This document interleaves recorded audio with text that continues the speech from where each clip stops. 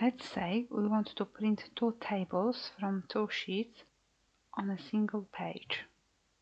Click on the arrow of Customize Quick Access toolbar, then click More Commands. From the Choose Commands From list, select Commands Not in the ribbon, select Camera and press Add, confirm.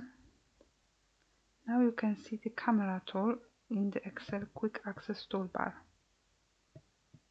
Highlight the data you want, click Camera, go to Print Sheet and click anywhere you want. Do the same for Tuesday. Highlight the data, select Camera, go to Print and click anywhere you want. Now you can print these 2 tables on a single page.